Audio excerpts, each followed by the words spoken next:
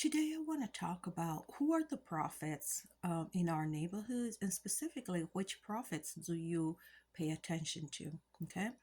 Many Christian communities, right, and even the monotheistic communities, they tend to recognize prophets only within the religious community. So, the idea of a prophet is somebody who's operating within their religion, belongs to their church or churches, or something like that. So today I want to take you on a different understanding of what prophets means. What is prophet? Prophets are people who give you insights, right, to what is going on and help you understand trends and what those trends would lead to. Okay. And in the component that we want to understand that makes prophetic ministry so strong and important is that these abilities that they have, it needs to be acknowledged and affirmed as being divine. However, it's not only prophetic gifts that are divine, right? So when I say it's not only prophetic gifts that are divine, it's not only those gifts as we understand them in the church that are divine. However, the ministry of the prophet, regardless of where it's found, is divine. And so that brings me to a question: who are the prophets in your neighborhood? And who are the prophets you're listening to?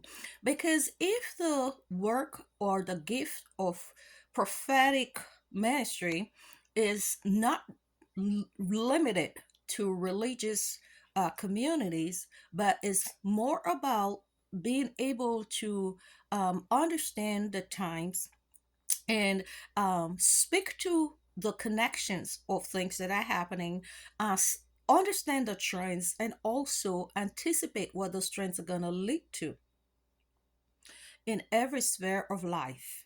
We have those kind of people: economics, politics, and one very important one, advocacy, right? Most of the prophets in the Bible were advocates. That's what they were doing. They were advocating for particular circumstances within their communities, especially the issues of poverty, the issues of oppression, the issues of marginalization. Many people talk about prophets, but don't actually read the prophets of the Bible. So when you go read the prophets in the Bible, you're going to understand what I am talking about. And one of the things that is very important for us to correct our understanding of prophetic ministry today is we need to broaden it.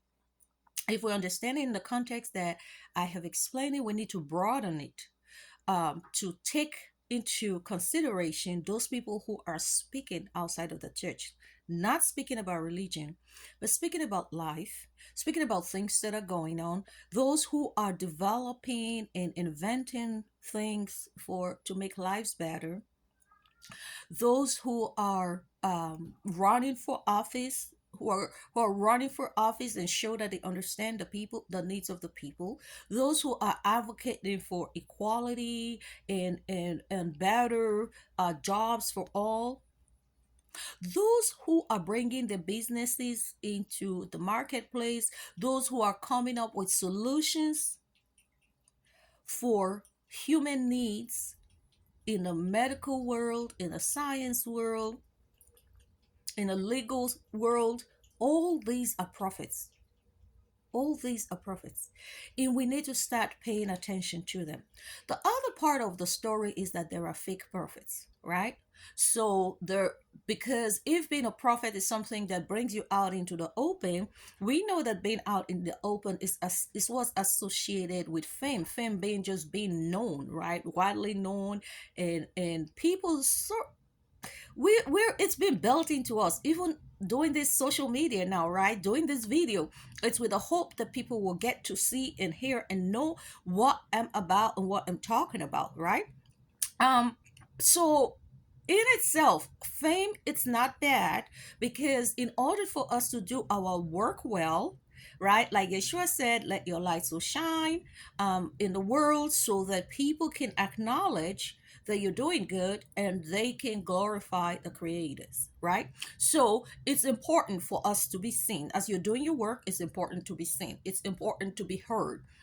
However, there are people who abuse this component of being prophetic, because we all, if we got a touch of Mother God in us, which she says in the last days, I'm going to pour out my spirit upon all humans. So we all got a touch of the prophetic in us. That's why you see this abundance of ministry. And I say ministry, not in the religious sense, the abundance of sharing our gifts, talking what we're about, what we bring to the table, how we're connecting with people to make lives better. That's why you see this abundance on social media, in the marketplace. I call any place that people interact, I call it the marketplace. Okay, so that's why you see this, because every one of us has the prophetic in us.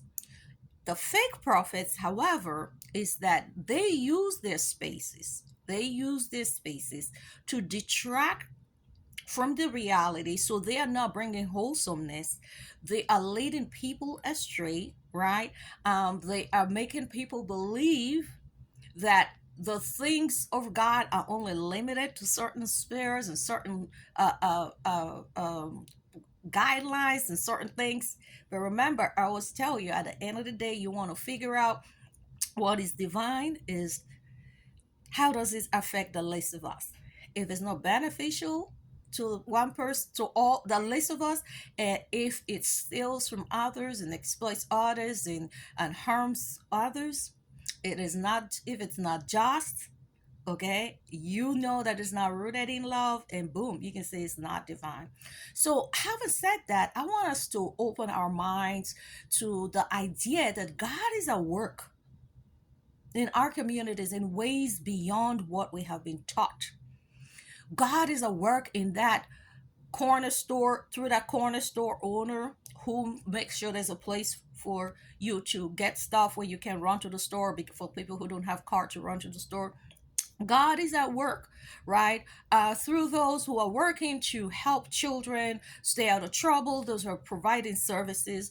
God is at work through leadership. God is at work through communities where neighbors are minding their business and not causing trouble. God is at work in those people who are cleaning the streets and providing water to your house, in the hospitals and the nurses. All of those people are prophetic people. This is a very deep and sensitive subject for me that I believe I am going to keep talking about over and over. But for now, this is my intro to that conversation. Who are the prophets in your neighborhood? Maybe I'll do another one to say who are the prophets we're listening to, and maybe I'll do a live just to help flesh it out, because it is so super complicated. It is an area that has been abused in many religious communities, not just the Christian community. Okay, so drop a comment. Let me know what you think. Like this video, share it, follow me. Let's start a conversation. Don't let it be only my voice, because you are a prophet too. So let's hear the news. Let's hear the perspective that's coming from you to make the world a better place as we start to recognize the ways that the Spirit is moving beyond our religious communities.